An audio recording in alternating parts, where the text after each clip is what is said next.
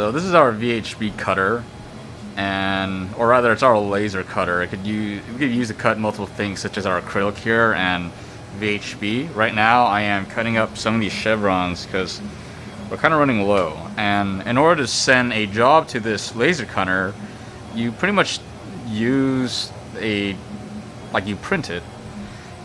We use this Windows Surface here, or Microsoft Surface, to send the information that we need. It's just a normal computer, and it has like the drivers downloaded and installed in order to access this thing. And the reason why we have this here is because we used to actually have the print jobs done all the way over there, where you see that big 8 zeros. Yeah, to the right of that, we had a computer with the drivers installed, and instead of going back and forwards, I decided that we should just have a terminal here. I also have some instructions printed out. Now, this seems like a simple and easy solution, but trying to get here was a lot more difficult than I thought. In fact, this is like the Windows Surface is pretty much like, I guess the last thing I tried, because before, I actually thought we should use a Raspberry Pi with a touchscreen instead, because it's a simple device.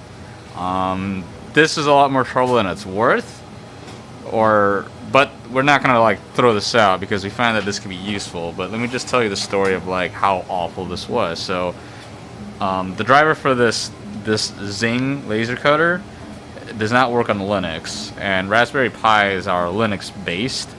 So there was also no adapters or whatever. I don't know what to call it. No. But so I thought, okay, why not install Windows on my Raspberry Pi?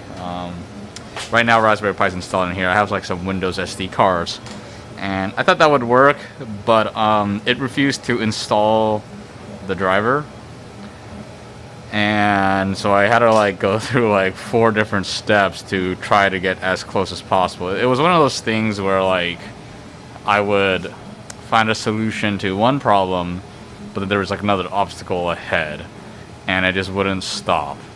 So then Boss Alec thought, hey, you know what, we should just get one of these.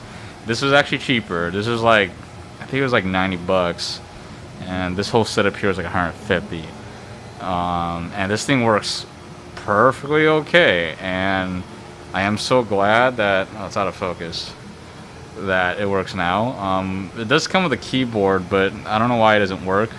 I'm still trying to get it to work so it's not a waste. I think it has to do with the driver updates, but we don't need it since it's touchscreen. So everything I did here, I did just by touching. So this is actually how you access the laser cutter. So just through here we set the settings, and everything we want to cut should be here too.